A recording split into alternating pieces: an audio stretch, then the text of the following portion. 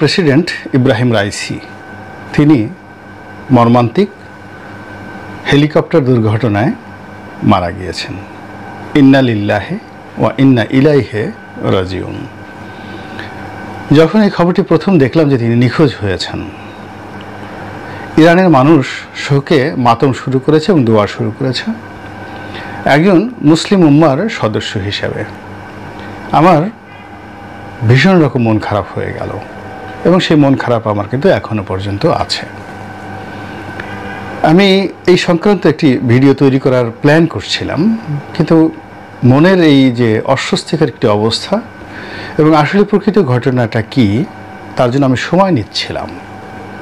এর কারণ হলো, এটা কি কেবলই মাত্র নিছক একটি দুর্ঘটনা, অথবা এই ঘটনার পেছনে ইসরায়েলের গোয়েন্দা সংস্থা মোসাদের কোনো হাত আছে কিনা, কিংবা আমেরিকা যেভাবে কাসেম সুলাইমানিকে মেরে ফেলেছে, যেভাবে ইসরায়েল আক্রমণ করে সিরিয়াতে যে ইরানের কনসুলেট সেখানে আক্রমণ চালিয়ে একজন জাদ্রেল ব্রিগেডিয়ার জেনারেল সহ বেশ কয়েকজন কর্মকর্তাকে মেরে ফেলেছে, এমনইভাবে ইব্রাহিম রাইসির উপর আক্রমণ করে তাকে কি মেরে ফেলা হলো, নাকি ইরানের যে ক্ষমতার অভ্যন্তরীণ যে দ্বন্দ্ব, বিবাদ এবং ফ্যাসাদ, তিনি তার বলি হয়ে মারা গেলেন, নাকি ইব্রাহিম রাইসি নিয়তির কবলে পড়ে?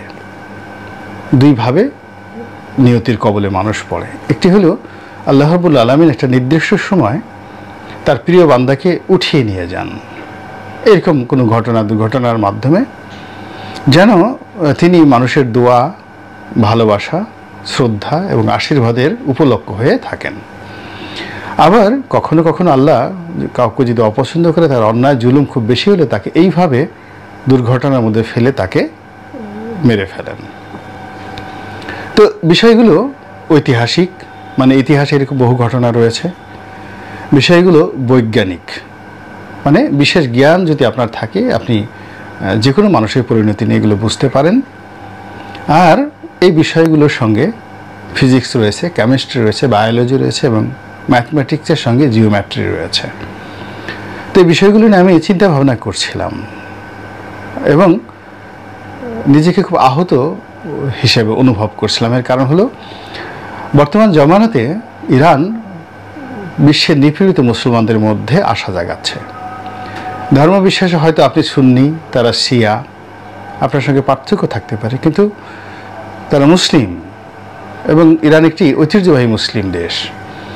তো এই কারণে দেখা গেল যে আমরা আজও, যখন অতীতে এরকম অনেক ঘটনা ঘটেছে, যেমন কুর্দি ছিলেন জনাব সালাউদ্দিন আইয়ুবি, ক্রুসেডার, মিশরের বাদশাহ, তো তিনি জেরুজালেম অধিকার করেছেন, আমরা তাকে এখনো শ্রদ্ধা করি। মুঘল জামানার দীর্ঘ সময় ধরে, অর্থাৎ সম্রাট হুমায়ুনের আমল থেকে শুরু করে একেবারে জাহাঙ্গীরের প্রথম জামানা পর্যন্ত দীর্ঘদিন মুঘলরা শিয়া ধর্মাবলম্বী ছিলেন। ভারতবর্ষে তখন সুন্নি ছিল না, পুরোটাই শিয়া ছিল। কিন্তু তারপরে আমরা, যেহেতু তারা মুসলিম, আমরা তাদেরকে ওন করি। তো তদ্রূপ আমরা ইরানকে ওন করি। তো সেই ইরান হুতিদেরকে তৈরি করেছে, সেই ইরান হামাসদেরকে পেট্রোনাইজ করছে, সেই ইরান সিরিয়া থেকে আমেরিকাকে তাড়িয়েছে। এটি পশ্চিমাদের জন্য খুবই বিব্রতকর। কিন্তু যারা মুসলিম সম্প্রদায়, বিভিন্নভাবে তারা নির্যাতিত হয়ে আসছে শত শত বছর ধরে, তারা ইরানকে এই মুহূর্তে তাদের যে চিন্তা চেতনা এবং তাদের যে স্বপ্ন, সেই স্বপ্নের কারিগর হিসেবে মনে করে। এবং সেখানে মিস্টার রাইসি গত 3 বছরে তিনি যে দৃঢ়তার সঙ্গে ইরানকে পরিচালনা করে আসছেন এবং ইরানকে উপলক্ষ করে একটা মুসলিম নবজাগরণ তৈরি করেছেন এবং মুসলিমদের মধ্যে যে আশার সঞ্চার করেছেন, এটি ইতিপূর্বে গত 100 বছরে কারোর মধ্যে দেখা যায়নি। এমনকি জামাল আব্দুল নাসের বা গামাল আব্দুল নাসের, তিনি খুব জনপ্রিয় ছিলেন, কিন্তু এতটা ক্ষমতাধর হয়ে পড়েননি ইব্রাহিম রাইসির মতো। তো কাজেই তিনি যখন মারা গেছে, আমার মনটা খুব খারাপ হয়ে গেছে। আসলে তিনি কেন এবং কিভাবে মারা গেলেন, এখানে যে বিষয়টি পশ্চিমা গণমাধ্যম, বিশেষ করে ইকোনমিস্ট পত্রিকা, আপনারা জানেন যে ইকোনমিস্ট পত্রিকাটার মালিক একটা ইহুদি গোষ্ঠী, এবং এই পত্রিকাটা সারা পৃথিবীর ফাইন্যান্সিয়াল ইনস্টিটিউশনগুলো তারা নিয়ন্ত্রণ করে। ইহুদিজম প্রচার করা এবং ইহুদিদের অর্থনৈতিক স্বার্থ সংরক্ষণ করে এই পত্রিকাটি গ্লোবাল ফাইন্যান্সের বিষয়ে যে সকল অনুমান করে, যে সকল তথ্য, ডাটা, উপাত্ত এগুলো পরিবেশন করে, সেইগুলোই মূলত আলটিমেটলি জনগণ, সারা দুনিয়ার জনগণ ওইভাবে দেখতে পায় যে ওইগুলি বাস্তবায়ন হয়। তার আগে প্ল্যান করে, তারপরে সেটা তারা পত্রিকায় প্রকাশ করে এবং তারা পরে সেটা বাস্তবায়ন করে। এই যে দেখুন এখন করোনার যে বিষয়টি, এটিও একটা ইন্দো ইহুদি চক্রে একটা মাস্টার প্ল্যান, যেটা মুখ ফসকে আমেরিকার প্রেসিডেন্ট মিস্টার ডোনাল্ড ট্রাম্প বলে ফেলেছিলেন, এবং তিনি এই টিকা নিতে চান নাই, তাকে জোর করে টিকা দেওয়া হয়েছে, জোর করে তাকে টিকা দেওয়া হয়েছে, তিনি কিন্তু টিকা নিতে চাননি। এখন প্রমাণিত হয়েছে যে এটা একটা ব্যবসা ছিল, এটা একটা কৃত্রিম রোগ ছিল, এবং যারা এই টিকা নিয়েছে সারা দুনিয়ার কোটি কোটি নয়, শত শত কোটি মানুষ শারীরিকভাবে, মানসিকভাবে, অর্থনৈতিকভাবে মারাত্মকভাবে ক্ষতিগ্রস্ত হয়েছে। আমাদের দেশেই তো প্রায় 50,000 কোটি টাকা, মানে এই 50,000 কোটি টাকা মানে প্রায় $5 বিলিয়ন আমরা এই করোনার পিছনে খরচ করেছি। এখন যদি এই সরকার হাতে $5 বিলিয়ন থাকতো, সরকার কোথায় চলে যেত? আবার দেখেন আরেকটা সমস্যা, আমাদের এই রোহিঙ্গা সমস্যা, এটাও কিন্তু পশ্চিমাদের একটা চক্রান্ত। এই রোহিঙ্গাদের কারণে আমাদের কিন্তু জাতীয় আয় থেকে $5 বিলিয়ন চলে গেছে। তো এই দুটো সেক্টরে আমরা $10 বিলিয়ন ক্ষতির মুখোমুখি হয়েছি, করোনা এবং এই রোহিঙ্গাদের কারণে। আর ইউক্রেন যুদ্ধের কারণে যদি এরকম আরও $10 বিলিয়ন গিয়ে থাকে, তাহলে আমাদের $20 বিলিয়ন একটা স্রেফ পশ্চিমাদের চক্রান্তে চলে গেছে। তাহলে যদি $50 বিলিয়ন আমাদের থেকে থাকে, $20 বিলিয়ন সেখান থেকে চলে গেল, আর বাকি $30 বিলিয়ন যদি থাকে, সেটা কনসিকুয়েন্স পারিপার্শ্বিকতার কারণে নামতে নামতে নামতে নামতে এখন $13 বিলিয়ন চলে আসছে। এখন এটা আর রিপেয়ার করা সম্ভব নয়। তো এখন এই যে যে জুলুম, নির্যাতন, এটা আমাদের অর্থনীতিবিদরা বিভিন্ন সময় বলে আসছেন, জ্ঞানীগুণী আলেম ওলামারা বলে আসছেন।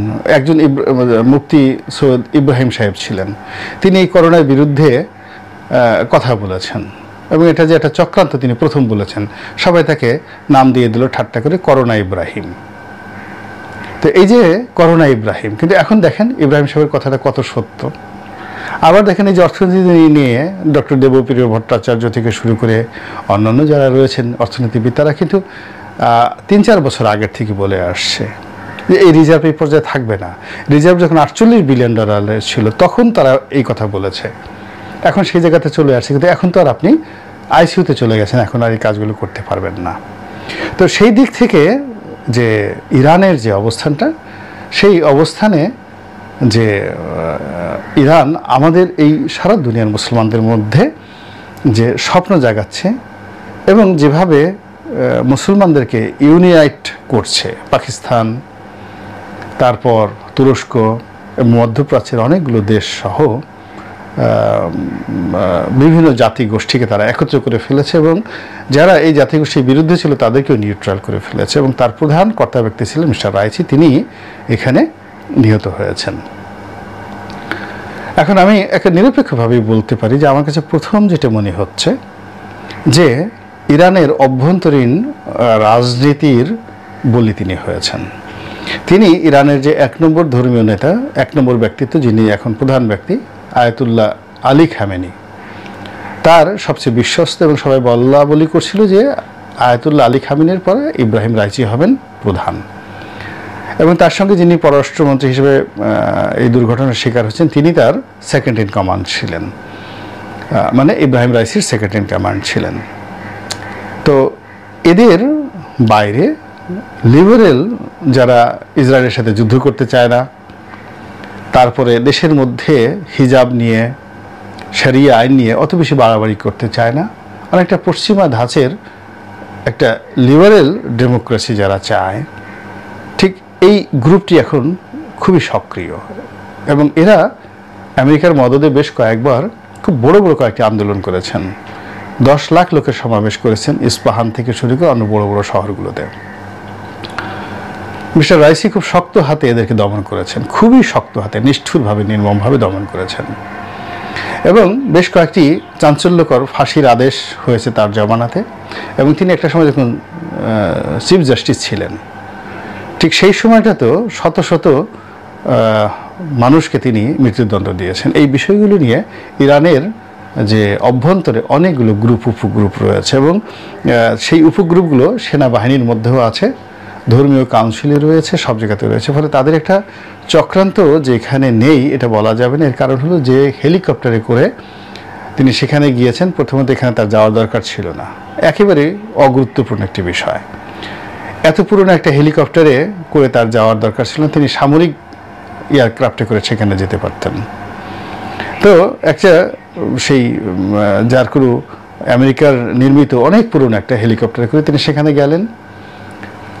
এরপর যেভাবে তিনি নিখোঁজ হলেন, বাকি দুটো হেলিকপ্টার চলে এলো এবং তিনি একা সেখানে সেটার কবলে পড়লেন।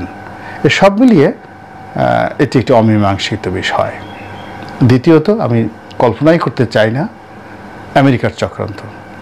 আমেরিকা যদি এখানে সত্যিকার অর্থে রাইসিকে হত্যা করতে পারে বা করে থাকে, এটি এখন হবে না, অনেক পরে জানা যাবে, তাহলে মুসলমানদের কপালে দুর্ভোগ আছে এবং আরও বহুদিন আমাদেরকে এই দুর্ভোগ পোহাতে হবে। এবং ইব্রাহিম রাইসি যদি ঠিক আমেরিকার চক্রান্তে নিহত হয়ে থাকেন, তাহলে আপনি নিশ্চিত থাকেন যে এদের পরবর্তী টার্গেট এরদোয়ান, তারপরে টার্গেট হলো মোহাম্মদ বিন সালমান, সৌদি আরবের যে বর্তমান যুবরাজ রয়েছেন তিনি মোহাম্মদ বিন সালমান। এর কারণ হলো তিনি সমস্ত বলয় থেকে, পশ্চিমা বলয় থেকে সৌদি আরবকে বের করে আনার জন্য প্রাণান্ত চেষ্টা করছেন। অনেকে তার সমালোচনা করছেন।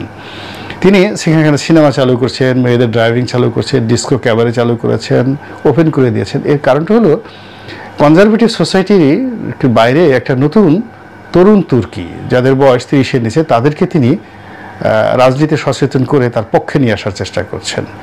এর কারণ হলো শক্তিশালী প্রতিপক্ষের সাথে যুদ্ধ করার জন্য আপনার জনসমর্থন লাগবে।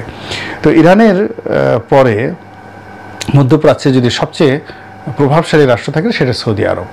তো সৌদি আরব সেই ক্ষেত্রে যে কেবলমাত্র সেনাবাহিনীর উপর নির্ভর করবে বা রাজপরিবারের সদস্যের উপর নির্ভর করবে তা নয়।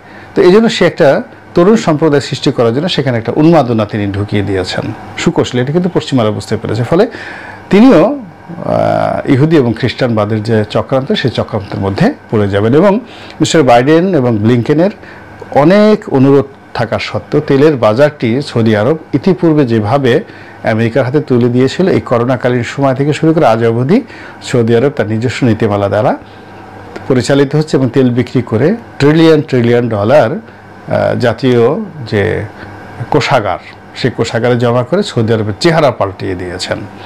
তো এই যে একটি অবস্থা, সেই অবস্থার কারণে ইহুদিবাদ এবং খ্রিস্টানবাদ তারা যদি সত্যিই অর্থে এই রাইসির এই হত্যাকাণ্ডের সাথে জড়িত হন, তাহলে আমাদের জন্য একটা বিরাট দুর্ভোগ এবং দুর্দশা অপেক্ষা করছে।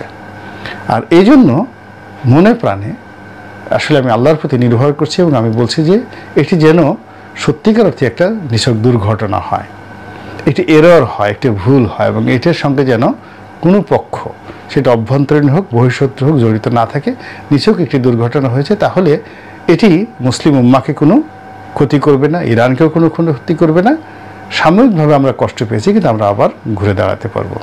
আল্লাহ মহান, অতি উত্তম পরিকল্পনাকারী, অতি উত্তম দাতা, রক্ষাকর্তা, এবং তিনি আমাদের রক্ষাকর্তা হিসেবে আমাদের জন্য যেটি ভালো হয় সেটি যেন আমাদেরকে দান করেন, এই প্রার্থনা করছি।